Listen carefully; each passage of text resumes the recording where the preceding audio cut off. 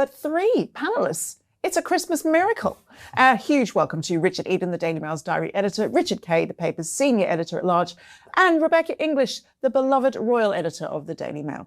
Now, it's been quite a year for all of us here at Palace Confidential. Thanks so much to the 500,000 of you who have subscribed to the Daily Mail Royals channel. Are you one of those people? And if not, please do hit the subscribe button below. That's this video. Join us. It's free, just like our newsletter, which you can sign up to by scanning the QR code on screen now or by clicking the link in the description below. Join us. Sounds quite culty, doesn't it? It is its own little religion, Palace Confidential. We love it. Well, now, as you can see from our very festive set, this Christmas tree that I toiled on for hours, Christmas is coming. It's just around the corner. And although we're all very busy prepping a special episode of Palace Confidential to come out on December 25th, it seems the royals are winding down. Rebecca, are they? Not quite. Oh, okay, so you're telling me I'm wrong. No, I'm not telling you're wrong. Things are starting to wind down slightly, but bless him, King Charles is literally working out to the last minute before he leaves for Sandringham. He's got several big engagements this week, including an engagement that's going on today that I really wished I could have been at. But he's going to open the Guinness factory in London, in London's Covent Garden. He's going to pull a personalised pint of Guinness. A personalised pint? Which I'm told, as they were hoping, will have his face on it. Oh, really? What, so like made in the phone? Yeah, exactly. You know, like when the baristas do kind of pictures on the top of coffees, this is going to be on the top of a pint of Guinness. So it hadn't been confirmed. I know that's what they were hoping for. So fingers crossed we might be able to update this with some up-to-date footage. And you'd rather be there than here with us is I love doing fun engagements like that because he gets very giggly when he does things like that. It's really especially when he's had a pint of Guinness. Well, we're grateful to have you with us this week anyway. Absolutely. Now, we also saw a very sweet picture from the Wales family this morning. They did. So they issued the picture that's on the front of their Christmas card this year, taken by Josh Shiner in Norfolk in April. We've seen other pictures from this kind of group of pictures, but this is the first time we've seen this particular arrangement. And it's a really sweet picture of all the family together. And the thing that really caught my eye was William and Charlotte, because she's, as a mum, it really warmed my heart that it was she can see she's a proper daddy's girl. And she's kind of snuggling into William on the side. And that really made me smile. It's a lovely picture. Not festive, but the royal family don't tend to do that. They tend to do something that's part of the moments of the year. Oh, lovely. Well, on to Christmas Day now, and obviously a staple of many festive households around the country is sitting down to watch the King's speech. Richard Eden, does the royal family watch the King's speech? Yes, they do. It's the highlight of their day. Death. Yeah. The same as it is here. The former Prince Andrew he spoke actually about their sort of routine on Christmas Day. And interestingly, he said that Queen Elizabeth would sometimes go to a different room because she took it very seriously. And, you know, I don't know if you go back home and watch Palace Confidential, you know, you might want to see how it looks. So she would go to a separate room to watch it sometimes, but they would all gather. And then afterwards she would, you know, ask for their thoughts on it. But it's quite a key moment because, you know, so many of the speeches that the Queen would give, you know, opening a parliament, it's all just, you know, boring old speech that's been prepared for her by the government. And it's always quite awkward. But the Christmas broadcast is a chance for the monarch to actually give their own thoughts on something. Yes. So it's really interesting. And personal. So we'll look forward to that. And obviously we will hear from Charles during his Christmas Day speech, but also Richard Kay. He delivered quite an unprecedented message earlier this week, didn't he? Well, he did. He gave a wonderful bulletin about his health battle and how he's powering through and making great strides to getting better. Rebecca wrote extensively about this, but you know, it was a very uplifting and encouraging pre-Christmas message. And he was very open, I thought, about the battles he's had, the diagnosis, and there was a sort of a hidden message there too about cancer and the need to get people examined. Rebecca, again, you did write quite eloquently about all that, and I thought that was a powerful aspect of what the King had to say. And is that why he decided to give the speech? Do you have any insight on that? Well, I think that's probably the reason why he decided to give the speech, because his treatment is changing in the new year. I mean, he's no longer going to be having quite as extensive weekly treatment. It's going to be reduced. But there wasn't another sort of hidden message in all this, slightly thinly disguised, I would argue. But there's been a lot of chatter around the royal family, the monarchy over the last few months, with people speculating about what kind of monarch Prince William is going to make and what kind of changes he might be introducing when he gets his opportunity. Yeah. And it was just a little reminder that the king saying, hello, I'm still here. Absolutely. I'm not going anywhere. Yeah. And while I'm king, we're going to do it my way. Yeah. And I think that might just slap down one or two people who have been a little forward in their views. Interesting. Rebecca, you did a last-minute episode of Palace Reacts on Friday, and you said that Charles would be happy if his speech encouraged even one person to book a cancer screening. Do you happen to know whether or not that's happened? What has the reaction been in general? It was a brilliant reaction, genuinely. The organisations like Cancer Research UK have said that doing it in the way he did, and it might be worth explaining, instead of kind of quite a boring kind of formal statement by Buckingham Palace, he decided to do a video message for Stand Up to Cancer, which was a big night of highlighting issues around the disease on Channel 4. And that's quite revolutionary for Charles anyway. That's not something he's done a lot of. And they wanted to highlight the importance of getting screened for breast, cervical and bowel cancer, because those rates are particularly worrying in the UK. 9 million people miss their screening opportunities every year. So that's what the message he wanted to get out. It was a personal message about him, but he wanted it to be a much bigger message to the British people. And the Cancer Research Charity told us within kind of hours of the King's message going up, 100,000 people plus had gone straight onto the website. They're introducing a new checker system, their online tool, and you can tell whether you're eligible for screening.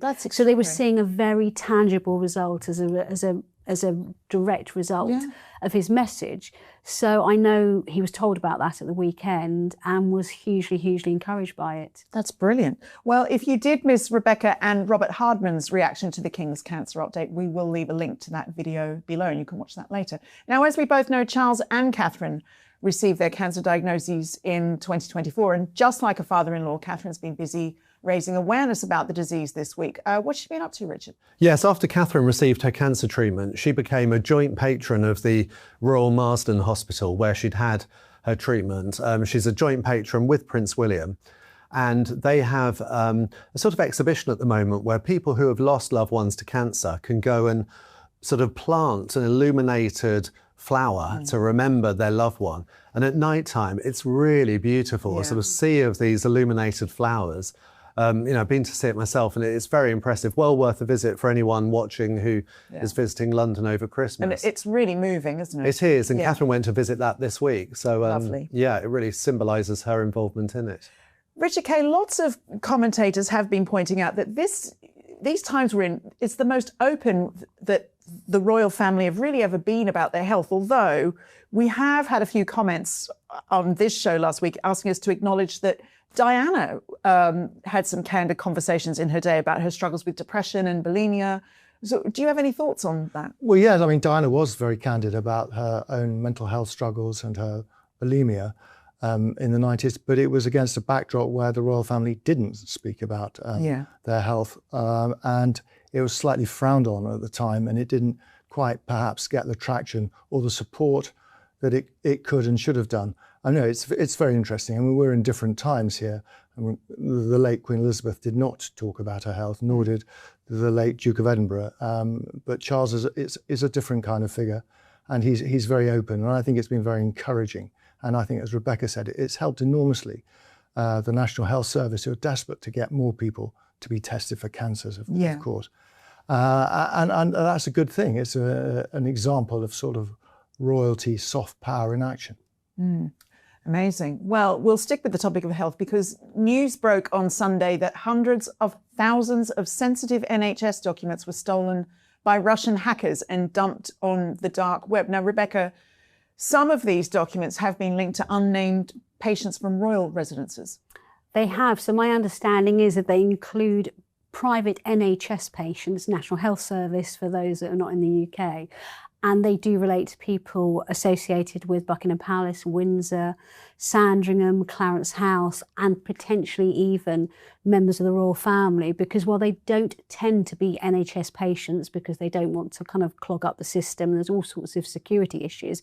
Sometimes, particularly in emergency situations, that has happened, and they've had private rooms within hospital suites, so potentially it could have affected them too.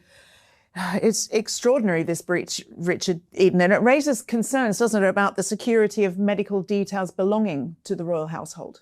Well, I mean, it's a concern for everyone, isn't it? Because now that everything is online, it's digital, you're sort of leaving your privacy, your security in the hands of other people. And there seem to be hackers, it seems to be a real growing area of crime where they're hacking into these things. And yes, royal family can be affected like anyone else. Although, Richard Kay, it's not the first instance we've ever seen of a medical breach of privacy, is it? Well, no, of course. We remember at the beginning of last year when Catherine was diagnosed with her ongoing problems, it was revealed that someone had attempted to access her medical records at the London Clinic, which is a very famous private medical establishment in central London where the royal family have been treated over many years. That is an ongoing investigation. I don't think we yet know, we've yet had a conclusion. No. How can it be ongoing for so long? It's ridiculous. I asked about that a couple of times actually, and the suggestion was that they would probably never make public their findings or any disciplinary action, which I find quite surprising because it was terribly concerning at the time. Indeed. Well, from one investigation to another now, as we heard news on Saturday that the Met Police had dropped a probe into revelations by the Mail on Sunday that Andrew Mountbatten Windsor had asked a taxpayer-funded bodyguard to dig up information about his accuser, Virginia Giuffre. Now, Rebecca, take us through what the Met Police were investigating and why this issue has been dropped. Yes, there was really boils down to some very excellent journalism by the Mail on Sunday several months ago, in which they revealed a cache of emails, I suppose, between Andrew Andrew Mountbatten Windsor and Jeffrey Epstein. And a number of stories came out of those, one of which was clearly around the time that Virginia Giuffre had first made her allegations against Andrew public. And there's clearly an exchange between Andrew and Epstein. And the suggestion is Epstein had passed on information about Virginia that would be useful to effectively dig up dirt and blacken her name. And Andrew replied that he had passed on her name, her birth date, and I think it was her US Social Security number to the duty PPO, which is the police protection officer from the Metropolitan Police at the time, to effectively see if there was any evidence to discredit what she was saying. I mean, your expression says it all, Joe. I mean, absolutely astonishing and pretty disgraceful. So this became public, so the Met Police really had no choice to investigate, because of course that could be suggestive of a crime which is encouraging misconduct in public office. Yeah. But they've now come back and said, actually, we have no evidence wider than that email to suggest that there is any evidence of wrongdoing and that we're not going to proceed. They did open the door slightly and say, if there's any more information that comes to light, please come to us. We haven't entirely closed our, the possibility of inquiries on it, but it does look pretty dead in the water. Richard Eden, Virginia's family must be furious.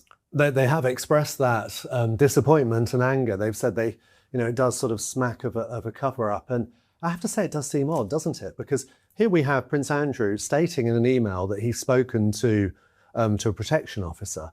So surely that protection officer, they would know who that is. They could identify pretty quickly and say, were you asked about this and what did you do? Now, it's inconceivable, isn't it, that the protection officer would have done nothing? I mean, I suppose... I don't know. I mean, you wouldn't know the law. You would have thought he would tell someone. I mean, perhaps he just thought, I'll just ignore what he said. But then if that's the case, they will have told that to their superiors. But that may be why there is no evidence. Exactly. But what I don't see is why that still exonerates Andrew from trying to commission someone to do an offence, which to me could be a crime. But I know, I can only tell you anecdotally from people who've worked for him over the years, Andrew would demand a lot of things off his staff. And, these people are not in a position of power, and they would smile and nod and go, yes, sir. and they'd walk out the room thinking, you've got to be joking. And he'll forget about that when he goes into the next demand. Exactly. Yeah. So I'm not saying I know that's what happened. I really don't know what happens in this situation, but it wouldn't surprise me if a protection officer would go, oh, yeah, yes, of course, sir, and then completely. I think we've all had those bosses. Yeah. I think we should say at this point that being a protection officer is very challenging because we've seen this with Prince Harry, where when he was a teenager, when he was at school, he was taking illegal drugs. And there was the question of, did the protection officer turn a blind eye? Did they know about it? And he talks about sort of how he had tried to hoodwink his protection officers and that sort of thing. And so it's very hard what they would report, what they would tolerate. Right. Well, also not pleased about the Met's decision to take no further action is renowned biographer Andrew Loney, who wrote the book entitled The Rise and Fall of the House of York. And this is what he had to say. I think it's very important that the Met show exactly what they've done in terms of their investigations. Have they contacted Andrew? He's a great hoarder. He's got lots of material. Have his lawyers been approached? And of course, there are other victims who have come forward. I mean, many people presented evidence, including Virginia Giuffre, over the years. I think we really need to see a sense of this being looked at properly to avoid the conclusion that this is just another classic British cover-up. There's no appetite, it seems, in the British establishment to actually hold Andrew to account. And I think that's very worrying. The royal family clearly do not want him to be in the dock, shades of the Paul Burrell trial and how it was shut down. I think what's also worrying is stories that there's been some cosy arrangement to allow Andrew to go and live in Bahrain outside the reach of the law. I really do feel that he should face justice. I mean, people are being sent to prison for tweets, and there's plenty of evidence of his financial and sexual misdemeanors. I also think there's a case against Sarah Ferguson for abuse of charity law and the way that she's run her businesses. And I think, it is time now for the royal family to get a grip on this situation, for the police and the legal authorities to actually accept that even if he's a member of the royal family, he has to face justice in the way, for example, the son of the Crown Princess of Norway is. I used to think that Andrew might see the inside of a courtroom. I'm not so sure now. I think everyone is determined that he doesn't, that if charges are levelled at him, he will, like King Juan Carlos of Spain, disappear to the Middle East. I don't think there's an extradition treaty between Bahrain and London, for example. So I don't think he will face justice. And I think, that is an outrage, really, for the victims and for the rule of law. Now, Richard Kay, as we've just seen, Andrew Loney no longer thinks that the former prince will see the inside of a courtroom. Do you think that? I tend to agree with him. I don't think he will at all. I think there's been enormous pressure on the Metropolitan Police. We've already talked about the allegation that he asked a PPO to look into Virginia Giuffre's background. And then when the story first emerged many years ago, Scotland Yard conducted an investigation, covering much the same ground, actually, interviewing PPOs to try and find out what exactly they knew about the activities of Virginia when she was over here with him in 2011. I think it's highly unlikely they'll want to do this. Is there any pressure on them? Yes, I guess there is. There's sort of certainly a lot of public pressure to see some sort of accountability. But I think that it is unlikely, unless they can find an actual smoking gun, that he will be charged with anything. I kind of wish I had £1 for every time I say on this show there was fresh embarrassment for the former Prince Andrew this week after a new picture of him was released as part of the Epstein files. Richard Eden, does it prove anything? What was it? No, by awful coincidence, they were released, I think, by the Democrats in America on the same day that the King's broadcast came out. So that he won't have appreciated that, the King. But these are fresh photographs, basically from Jeffrey Epstein's personal collection. The only one I think of Prince Andrew in this case was from an event where he's seen in a group, he's seen talking to Bill Gates, who was unfortunately was another friend of Epstein. But it just shows that network that we know Epstein cultivated, and the fact he was keeping this photo show how much he treasured those contacts. Well, indeed. And Rebecca, it's understood that the original photo also featured Charles, but that was cropped out by lawmakers. What have the palace said to you about that? I'll be honest, I haven't discussed it with him because this is something that I just wouldn't comment on. But it's really important to know the context. It was actually taken at a conference regarding malaria back in 2008, I think, in London. So the King was, and Bill Gates was a big kind of malaria campaigner, trying to get more kind of medicine and help in, sub-Saharan Africa. So they met at that conference and spoke. What I think is intriguing is, my understanding was that, correct me if I'm wrong, that Charles was cropped out of the picture by Epstein. That was the picture that he had, just featuring Andrew with Gates. And actually it was the agency who said, oh, this is the original picture, with Charles in it. Yes, because the original picture is the King having a conversation with Bill Gates. And Prince Andrew's actually just looking on, basically, but it's been cropped to look as if it's Andrew with Gates. And it intrigues me as to why Jeffrey Epstein would crop the King out of a picture and keep it there like that. I mean, the answer, I don't know. But, you've got to wonder. Well, Richard Kay, the Democrats seem sort of like intent on releasing more photos from Epstein's estate. How worried should the royal family be? Does Andrew have any further to fall? How much further can he fall? It's honestly, how long is a piece of string? Exactly. Are they still worried? Yes, I think they're still worried. Has he been totally open and candid with them? No, I don't think he has. So there is a possibility there may be more embarrassment. But more and more, the royal family have sort of withdrawn. And by pushing Andrew outside the royal circle, he's pretty much exposed. He's not getting the kind of family protection that he had been getting. And the future embarrassment will be his, they hope, and not theirs, and not shared by them. I was going to say, I think from memory, the deadline for the massive document dump is Friday this week. So I think in the next 24, 36 hours, we are going to see a huge amount of information come out. So who knows what that will contain about Andrew Mountbatten Windsor. And we should obviously always also point out that Andrew continues to deny any wrongdoing. Well, as expected by now, we've got more news on Andrew coming up in the second half of the episode, as well as updates from Montecito. But first, we must go to your comments. We do love to receive them. Now, Rebecca, we missed you in the studio last week, but you did send us several video messages about Queen Camilla's equerry, Ollie Plunkett, and his replacement, the fabulously named Major Rob Treasure. Love that name. On that, Eileen Rickson has asked, what is an equerry? Does the Queen really need another attendant, considering all of the staff that follow her around now? No wonder there's so much money going out. Not being privy to what goes on behind the scenes and its necessities, it does seem like excessive spending to the public eye.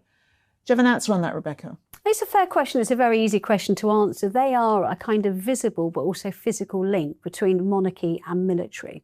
Obviously, the monarch is head of the armed forces. So every senior working royal will have a member of the military, and it can be one of the three armed forces, on secondment with them, usually for 3 years, and they help to organise their public life, so their engagement. So they're a really important part of that person's team.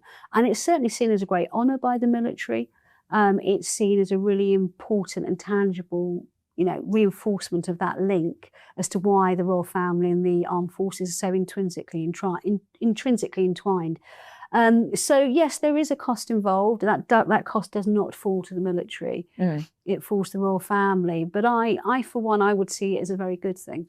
And is it just a coincidence that they usually happen to be incredibly handsome?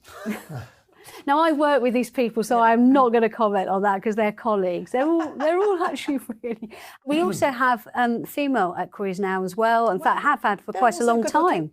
The then Prince Andrew had a female equerry, I remember. He's one of the first what a surprise. Lucky lady. Yeah. And actually, the event I was at last week, which was that beautiful event of the decorating of the Christmas tree at Clarence House, I would venture the children there were more excited to see the equerries than they were even Father Christmas. Oh, really? Because they had, their swords and they let the kids try on their hats, and they were. I could see at one point Ollie, this child, was very visually impaired and has a very, has a terminal illness. he wanted to feel the point of the sword. And I could hear Arnie kind of going, well, maybe if we touched it this side, you know. He said they're not as sharp as they used to be. This is more ceremonial, because he was using his sword to place the decoration on the Christmas tree. But the kids absolutely love it. And in some years they've had guardsmen there, and they actually let the children try on their bearskin hats, and they get so excited. So, yeah. We love the equerries. Equerries, however you want to pronounce it, we love them. Well, I hope that answers your question. Now, a lot of you reacted, unsurprisingly, very emotionally to King Charles's cancer update, including Mary V, who commented, "I'm so happy I literally started to cry, even though I'm American. What wonderful news for him, his family, and the UK." And as a source told Rebecca last week, the news is certainly brilliant news, but most importantly, brilliant news for the royals, and just in time for Christmas. We also received this message from Comic Gold 82, who shared, "I loved this. I was diagnosed with cancer a week ago, and I found the King's speech so inspiring and comforting. My love and healing thoughts to the King and others fighting this dreadful disease. We're all in this together." We're sending you all our love from London. Now, earlier this week, we put out a compilation of all the royal walks Rebecca and I have been on. All 3 of them. They were fun, though, Jo. They were good fun. The Royal Mews, the Tower of London, and Hampton Court Palace. And after watching it, Debbie said, "Hello to Jo and Rebecca. I love your shows and look forward to them every week. It was fun to go back and watch your royal walks again." Wow, thanks for those repeat views. "And I can't wait to see what you come up with next. You should do a pub crawl next and bring Richard along. Bravo from Pennsylvania in the US. Do we dare? Is there such a thing as a royal pub crawl?" Well, there's a lot of pubs in London with royal in the title. Starts at the Queen Vic and ends at the... That is all the excuse I need. And all we can say is you just wait until 2026. The Royal Works compilation will play directly after this episode in the meantime. Let's go back to my panel now, and we're sticking with the royal formerly known as Prince Andrew. Rebecca, another week, another house has been suggested as his next residence. There has. I mean, this seems as good a guess as any, because I can tell you, I know what properties it's not, but they won't say which one it is. So the Sun newspaper suggested it could be a place called Marsh Farm. And the reason why they think that is that they've looked at some planning documents, I think, which say that the no-fly zone, which includes no use of drones, has been extended over this part of the Sandringham estate, which is a little village called Wolferton.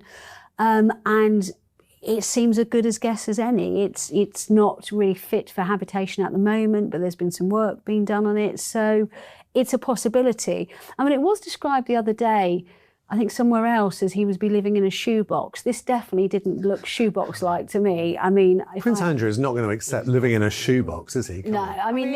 What position is he in to, you know, lay down the law on that, though, really? I mean, look, I suppose anything is a shoebox compared to 30-room Royal Lodge. But this looked a beautiful kind of country farmhouse. I think most of us would give our eye teeth to live in. So, do you think that will be it? It is. Look, the palace aren't commenting because what they're saying there is a security issue for him now, so they're never going to confirm where it is. But I think we'll find out soon enough. So. Richard Kay, it's always been presented thus far in the news that, you know, Andrew moving out of Royal Lodge is a done and dusted deal. But do you think he'll move out anytime soon? Well, it looks increasingly like it won't be soon, but I'd be very surprised that if he clung on for the full 12 months of the notice he's reported to have given. No, I think he'll move out in a reasonably measured way, organised way sometime early in the new year. But as Rebecca says, he's got to have somewhere to move into first and foremost.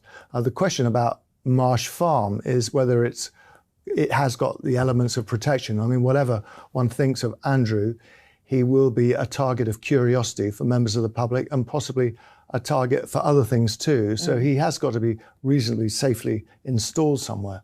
But yeah, will he cling on? I don't think he'll cling on forever. No, I think he's accepted that he's got to go. And we know that he likes a big place, Richard Eden. Now, we keep hearing about this palace in Bahrain. Is it not likely, if he does have that he'll move there? Who knows? I mean, it's a possibility. We know they've got close connections to the Middle East, and certainly his daughters have made frequent visits there as well as part of their work, particularly Princess Beatrice. So in many ways, it would make sense. We've heard about various places in the Gulf. But let's see, I'm sure whatever happens, he'll still have a home here. Well, we'll stick with the House of York, or what remains of it, for a moment, as we want to talk about the princesses, Beatrice and Eugenie. Now, not only were they at the Buckingham Palace Christmas lunch, But we also understand that they've been invited to Christmas at Sandringham with the rest of the royals. But you won't be surprised to see that the same invitation has not been extended to their parents. Now, before we hear from my panel, let's return to Andrew Loney to hear his thoughts on the princesses. Everyone is looking to see what happens at Christmas and who goes where. Andrew, I think, will feel a little cheesed off, that, like last year, that he's not allowed to join everyone. He lacks a complete sense of self-awareness. You would think he would want to keep his distance, seeing the reaction he got at the Duchess of Kent's funeral. There was, of course, a long period where Sarah Ferguson spent Christmas Day at Wood Farm, often with her own family members, and then the Queen would come down afterwards and see her, and she would join activities at other parts of the festive season. So they're not, as a family, it's not a situation they haven't known before. And their job is to protect their clients. So if it's King Charles's comms department, it would be to protect Charles and Camilla. And obviously, Prince William and Catherine, Princess of Wales, have their own. What we see, for example, with Prince William is his team do not sweat the small stuff, and they don't engage with the mainstream media in the same way that, for example, King Charles and Queen Camilla's team do. Queen Camilla is heavily, heavily involved, in my opinion, when it comes to behind the scenes in the media. She is incredibly well connected. People may not know this, but she will frequently have very high ranking, powerful editors and decision makers within the media attend her events. And this has long been the case. It's no accident that Queen Camilla went from public villain to then having a much softer image, because she knows the people that are writing the papers. Hence her friendship with Piers Morgan, for example. That so infuriated Prince Harry and Meghan Markle. Exactly. And it's interesting when you mention Harry and Meghan, because it's long been known that the relationship between the royals is a push and pull. So the media, to some degree, can have a little bit of flexibility regarding what they write about the royals. So you'll often see that there will be a baddie or there'll be a villain, and then the next week it will change. And it's a bit like waves, Dan. It comes and goes. And the royals need the mainstream media to stay relevant, in their opinion. I mean, I would disagree with that. And the mainstream media needs the royals to be profitable, because the mainstream media heavily rely on royalty as part of their business model to shift newspapers or to create clicks. Harry and Meghan wanted to reinvent the wheel. So they really lashed out at the mainstream media. And whilst I'm no fan of the mainstream media whatsoever, the way in which Harry and Meghan went about this is entirely wrong, because they sweat the small stuff. They want to sue the media on one hand, and then they want to feature in the media on the other hand. Now, going back to the point of King Charles wanting to make sure people don't overshadow him, I completely agree with this, because when Harry flew into the country earlier this year in September, I have it on rock solid authority that the other royals were told to just chill a bit. No big engagements. And so whilst some of the royals were doing engagements at this time and were featured in the media, it was very low key. There was nothing that would overshadow, in King Charles's opinion, Harry's visit.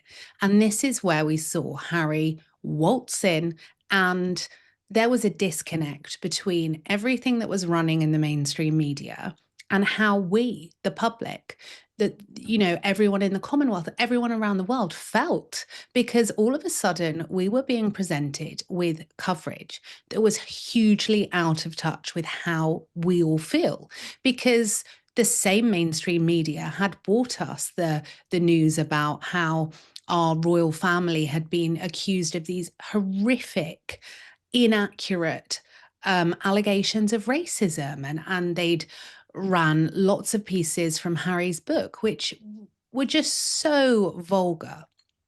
And so this had come from the king. When Harry came in and all the media were writing positively, this came from the king. And the reason I know this, and you know as well, Dan, media will not write favorably about someone who is suing them, who is taking a huge newspaper to trial in the new year. They will not write nicely about them. We only need to look down about how they've written about us. When I've been reporting for you, they said I petrified a reporter and they got the name of your show wrong on purpose. The mainstream media will go for you if you threaten them. And when I say threaten them, obviously we've never threatened them, but we hold a light up and we show how they operate. Well, we do threaten them because we're revealing how they really work, and we know how they really work because we were doing it for such a long time. That is a threat to their business model, which is already collapsing. A very quick but personal message from me to you to let you know that the best way you can support Dan Wootton Outspoken is to subscribe to my Substack at www.outspoken.live. Substack is a free speech platform that protects me from big tech cancellation and lawfare.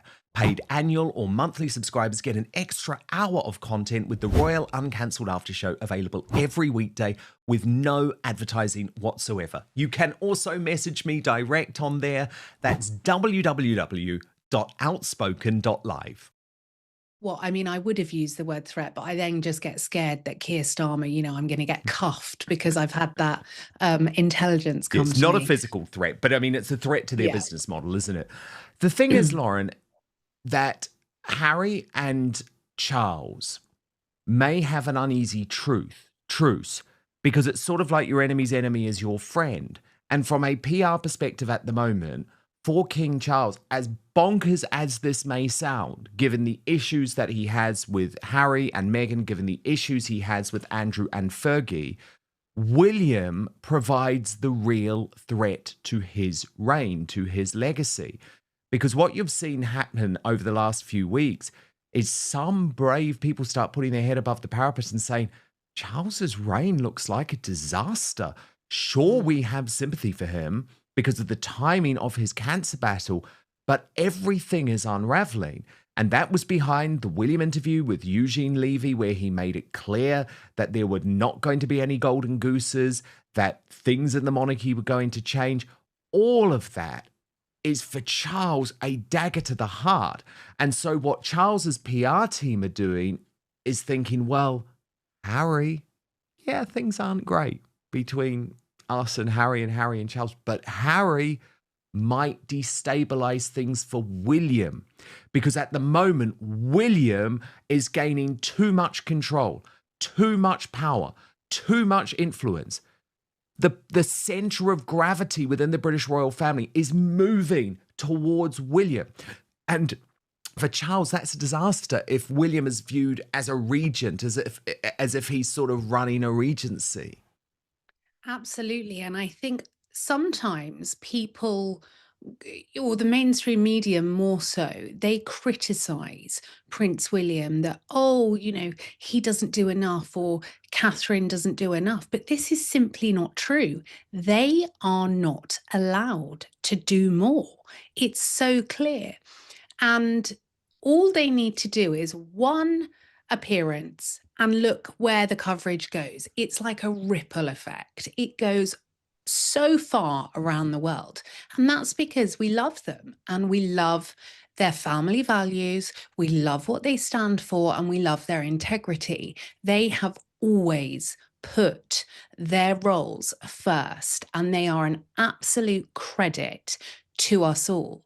And King Charles doesn't like this because he's weak, and he has shown us he's weak. And I believe that he is he's trying to please everyone.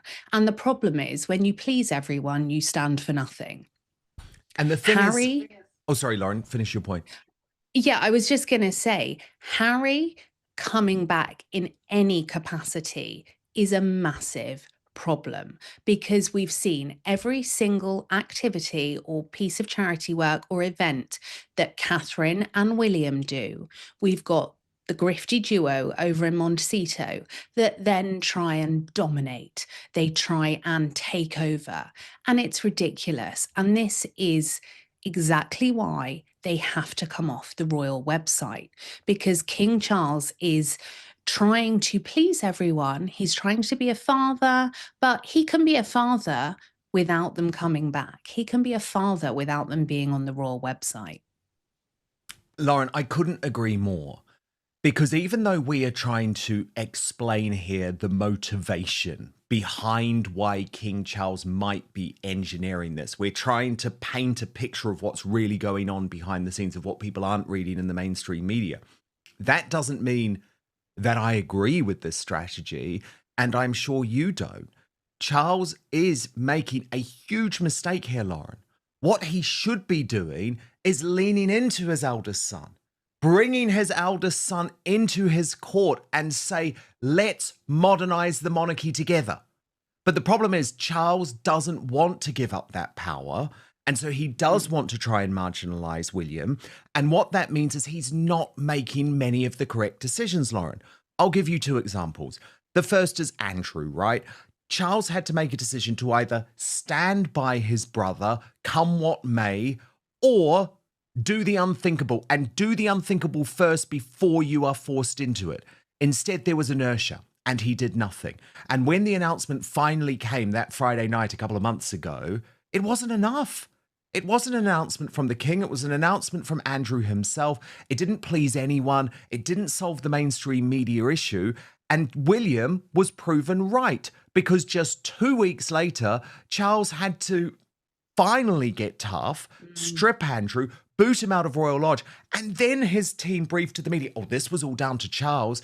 He's been really tough. He wasn't, though, because if he was being tough, he would have done this not just 2 weeks ago, but 2 months ago, 2 years ago. Instead, he tried to bring Andrew back into the fold like he's doing now with Beatrice and Eugenie. So that's the first example.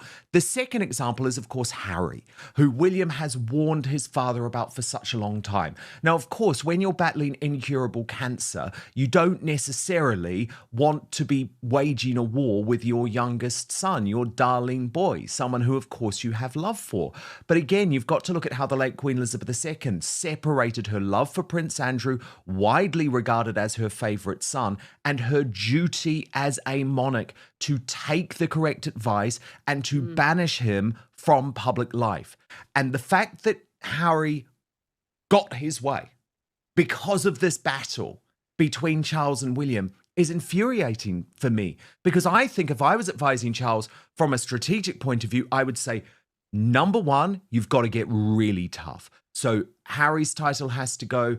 The children's title has to go, Archie and Lily. Meghan has to be banned from ever using the HRH. There's got to be a tough action there. You've got to get tough on Beatrice and Eugenie as well. Maybe they are nice girls behind the scenes, but they're not bringing anything to the monarchy.